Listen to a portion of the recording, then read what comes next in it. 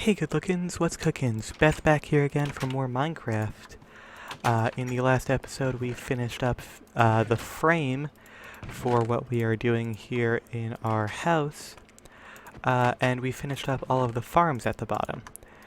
Now I'm going to quickly make some pickaxes and shovels because I want to head down and start mining, so that would be nice. I also still have my original wooden pickaxe, so I should probably just throw that into a box, because I really don't need it. Yeah. Okay. So for the first time, oh, you know what? I should probably grab some... actually no, that's probably enough torches. I'll leave the charcoal in here. And I guess I'll put bones and stuff, like mob loot, in here. I should make a cactus farm at some point, but I'm probably going to want to do that in like the automatic fashion, since those tend to be pretty nice. Okay. So I feel like last episode when I did my talk on like how we kind of lost an entire market of video games, I didn't really articulate my thoughts very well, so I think I'm going to try that again. So hopefully it comes across easier this time. So basically, like, when I was younger, I had a hand-me-down Game Boy Advance, because I was like 3 when the DS came out, and my sister got a DS, so I got her like Game Boy Advance hand-me-down. And the first games I got on that were Pokemon and a couple of like movie tie-in games, like the Cars games and stuff. And the thing is, it's like, as a kid, and even like further on into my life, I didn't get like a DS or anything until later. I would just continuously buy more stuff for the Game Boy Advance just because how long it was supported and how like massive the library was and how many like budget titles existed for it. You could go into any game store and you'd be finding stuff for the Game Boy Advance for only like in between like genuinely $20 and $40. And 40 was like on a high end of like first party, and like it was rare to see games go that high with it. Nowadays, we really don't have anything that exists in that sort of market because of how much like handhelds have progressed. Like it really started with the 3DS. I would say there were still plenty of budget and like niche titles that you could get for fairly cheap on the DS, but as soon as you go into like true like multi-polygonal like 3D graphics, you sort of like fall into a thing of becoming very much more like not difficult to develop for, but more expensive to develop for. And like it just becomes like the cost of it is too high compared to like what you make off of it. Like the PSP, the PS Vita, and especially the Switch, like they were charging like full price for games that were, they were handhelds. They were never going to be like the main they were never going to be main systems other than the Switch. And the problem is like because of that, it's like handhelds were very much like a budget choice back in the day, where it's like full retail console games cost a lot of money, but all of the handheld stuff is easily accessible and very cheap. So you could just go into a store and pick up some Game Boy Advance games, even in a time when like legit that thing was supported so freaking long. I remember seeing like Game Boy Advance stuff in GameStop until like well into the 2010s, honestly. Not well into the 2010s, but like I think around 2011 was when it was really phased out in my area. So like growing up, it was just like a whole bunch of stuff that you could just get heavily discounted. And you just don't get that anymore.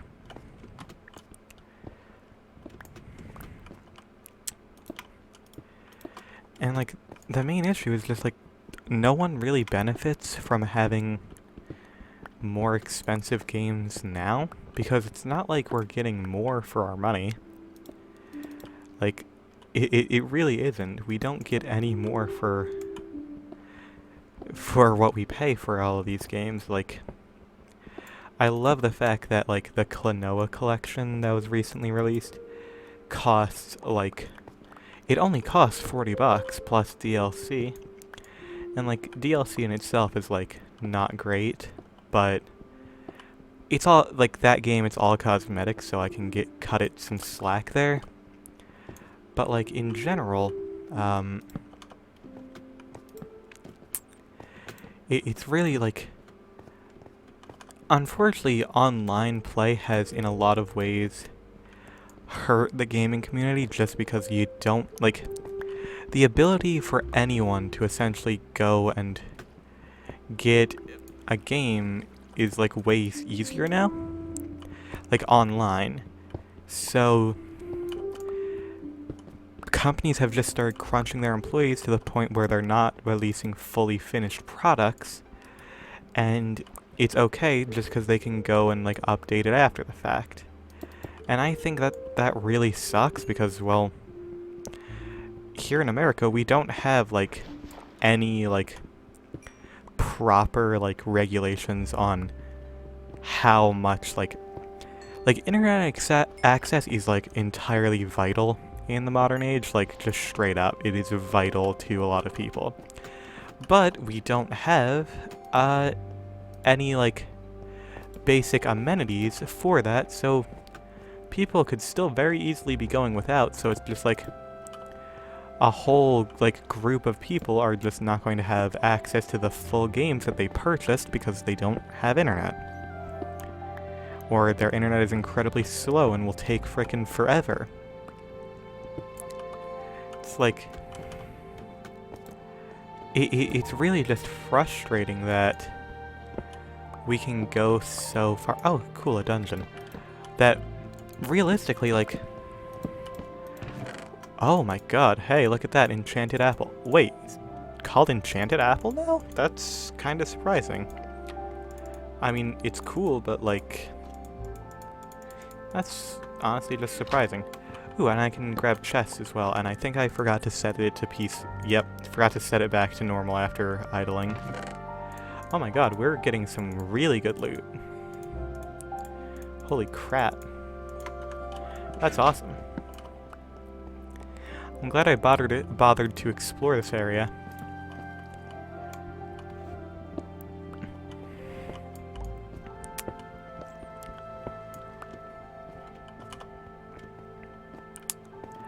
I'm going to need to go back and to make more torches now that I look at it. Unfortunately, like, games now just, like, are released in unfinished states, and it's bad for everyone, because people are still getting crunched. It's not like these games being updated after the fact doesn't result in heavy crunch times. It's like, freaking look at Cyberpunk, like that's an absolute nightmare case in every regard, where they were crunched all hell and back, and just still had to release an unfinished game, and in a terrible state, where it just became a butt of a joke. And it's really unfortunate that stuff like that continues to happen. It's like, I'm a big Sonic fan. Those games continually get absolutely shat out with no care or attention, which really freaking sucks.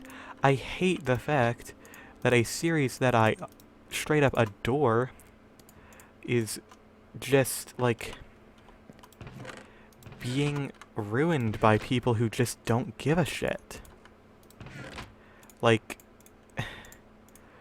why? Why are you doing this? Like, why are you hurting your own business by doing this? Because that's essentially what it's doing. Like, you're helping no one by releasing these things in such a state, because all you're doing is resulting in people making fun of the games as opposed to having fun with the games. And, like, that's a big problem, because it's like, of course you want people to enjoy your games, but it seems like we've just reached a point where, thanks to predatory monetization, it's just no longer in their concerns to even frickin' care. Which sucks, because, once again, we really need, like... I don't know. We really need a bunch more control and, like, a bunch more, like, regulation over it, because how are we supposed to, like, enjoy consuming these products if we know that, like, it was created by a team that was, like, so heavily stressed and overworked that they were literally sleeping in their frickin' offices? Like, I think teams should be unionized. Like, every job should be unionized, first of all. That's, like, the beginning statement. Like, all jobs should be union, because corporations will constantly try to fuck you over. But I feel like another thing that's important to mention is, like, games do need to cost more for, like, the sake of the teams that are creating them. But at the same time, they I'm trying to, like, I'm thinking of the frickin' meme that's like, I want shorter games made by bigger teams that cost more money, and I'm not kidding. And, like, yeah, I get that, except the games don't have to, the games don't have to be more expensive. It's just that there should be an earnings cap on the people who are at the top of the company. Because realistically, like, all of that money is not going to the developers. Like, especially after it's released. Like, they don't make anything off of that shit. They only make money off of, like, just doing the work. They don't see anything if the game performs well. Like, it's dumb, but it's literally just how it is. And just straight up, they need to make it so that people can, like, people actually have a cap on how much they can earn. People should not be billionaires. It's completely unethical, the fact that they even exist. Because billionaires could solve pretty much every problem on Earth multiple times over, and just choose not to, and choose to be greedy with their wealth, and try to build rockets into space, or electric cars that blow up, or tunnels to nowhere that they send electric cars through that blow up and are only one car wide, so basically it's just a death trap for everyone who goes and uses one of those electric cars and that tunnel. God. We live in a nightmare zone. We live in a nightmare zone where the government does not listen to its people and does not listen to the will of the people like it should. And, like, most of the wealth is controlled by 5 frickin' men, and it's fucking ridiculous. Like, why is it that I can work a warehouse job and not have an apartment? Who knows? I worked in a warehouse for a year, and I worked in another warehouse for the past couple months. And none of those times was I paid enough to frickin' just rent an apartment with my friend. Both of us making literally double what the national minimum wage is. That is embarrassing. The national minimum wage is $7.25. And the thing about that is, literally, we were being paid $15 an hour. Well, the last job I had was $13, but more recently it was $15. And even making that, which is double what, like, literally more than double, we couldn't afford to move out together. It's freaking ridiculous. I know this started with games, but a lot of it comes down to economic reasons of, well, a lot of these problems wouldn't exist if we didn't exist in such a dire economy, which is not our fault, it's the fault of generations prior, and even then, it's not entirely the fault of those generations either, it's the fault of just entirely baby boomers that refuse to get out of the workforce and just decide that, you know, I'm just going to, instead of doing anything, like, meaningful or productive, what if I were to just, you know, stay and hoard all this wealth until I die and do nothing with it? Just straight up waste, like, God. The only way that people in my generation are going to be able to afford homes is if the market crashes, which it's projected to do, but, like, the fact that we have to hope for economic failure just for the possibility to, like, own property and live on our own is incredibly upsetting and just, like, outright garbage. Like, there's no way around it. It's garbage. The fact that we have to just hope that entire systems, entire economies have to crash and burn in order for us to just survive now.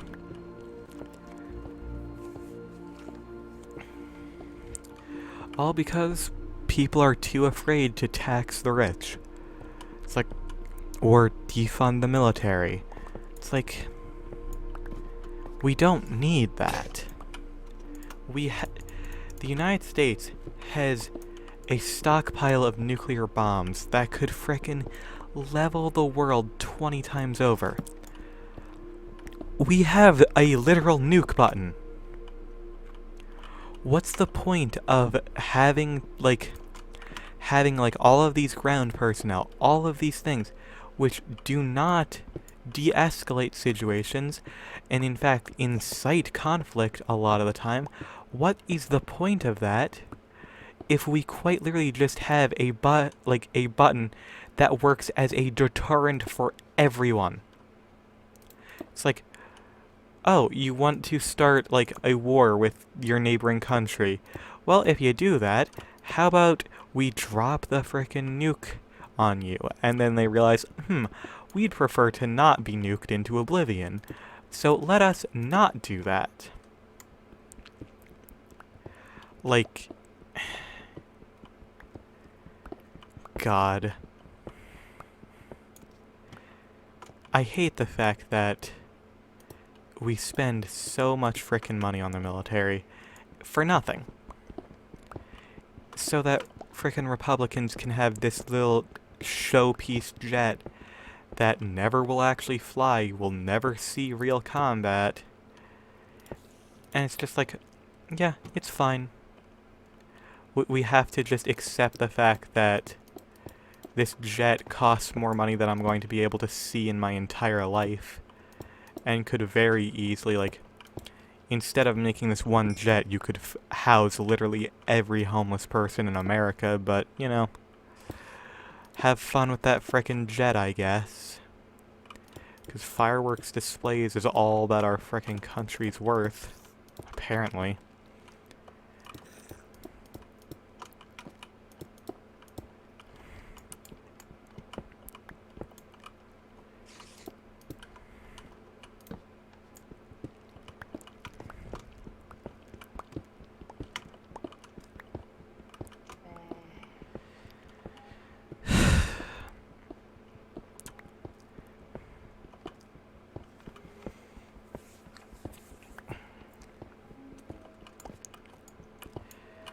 like, it's ridiculous. I hate the fact that people literally survive off of tips. The fact that I know people that survive entirely off of just hoping for the best in investments, or like just straight up selling nudes on OnlyFans. It's like, yeah, this is the only way we were able to move out, is because we had literally like decided to, you know what, we both work full-time jobs and sell pictures of ourselves online.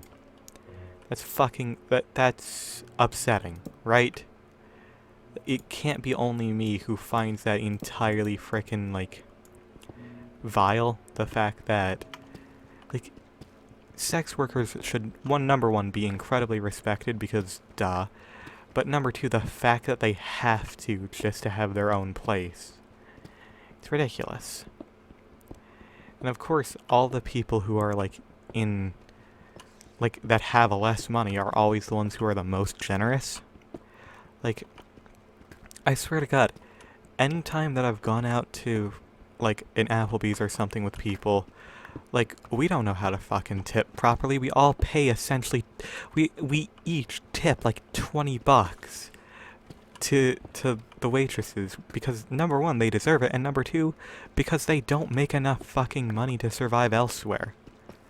Like, you kind of have to realize it's like, well, even though this is way more than realistically we should be tipping and essentially doubles the cost of what we got here, it's like the person who's been serving us probably has only made like straight up $20 total due to how the frickin' wages in America work. So we kind of have to chip in to make sure that this person can actually like pay for their home or pay for their college or pay for whatever. It's despicable.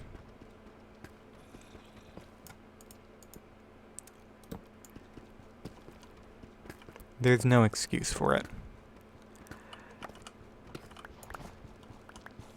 The fact is that this country failed when it decided that the minimum wage should not continually like raise with inflation and shouldn't actually be like, the name minimum wage literally derives from it being the minimum amount to survive, and in no place in this country would like, there is no way that a $7.25 minimum wage would be able to support even one single person.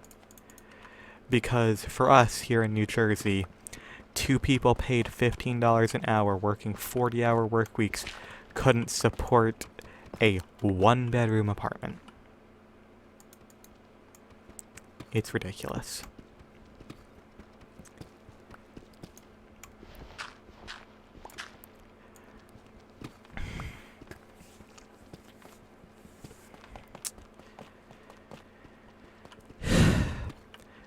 I don't want a lot out of life. Like, genuinely, I'm a very simple person. I like playing cute platformer games, I like drawing, I like singing, and I like collecting figures. And I'm completely and perfectly content working menial jobs in retail and such. Like, I would go right back to stocking shelves right now if I was guaranteed a way to, you know, survive doing it.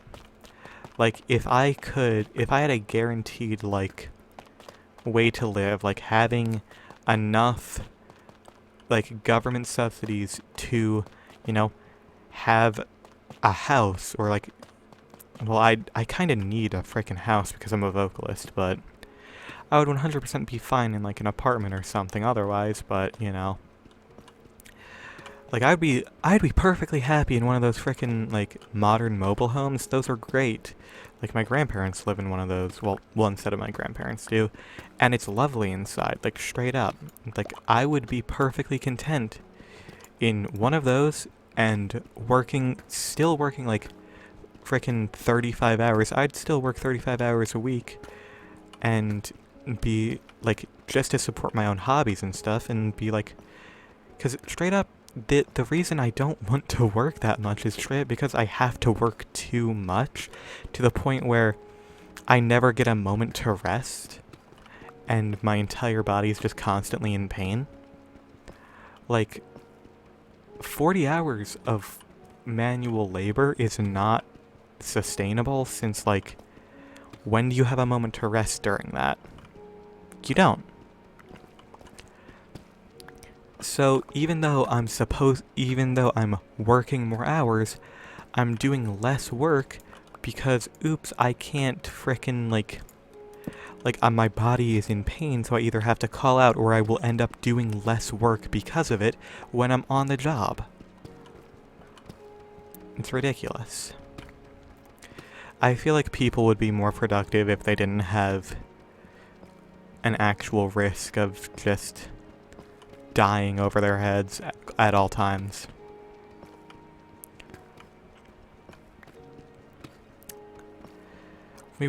We could very easily have another frickin' renaissance of art and literature and, like, media if we all had, like, just a way to sustain ourselves, because it's not like we make so much food waste that's just straight up thrown away as opposed to given to people.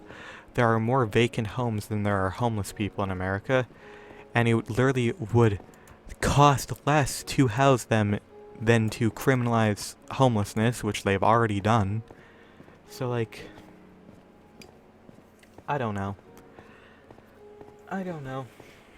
It doesn't matter what the logical solutions are. It doesn't matter if we explain 1,000 times that economically things would be better if you were just a nicer person and just helped others. Like, it doesn't matter.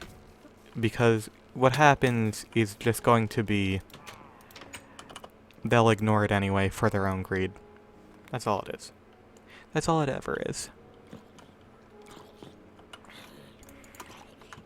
And that's just the sad frickin' state of our reality.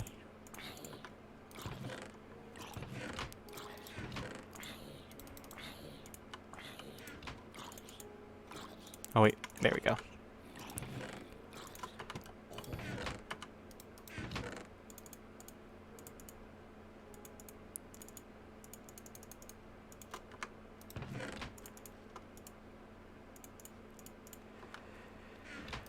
Alright, well, I think that's where I'm going to end off for today's episode, so thank you all so very much for watching. I hope that you have enjoyed.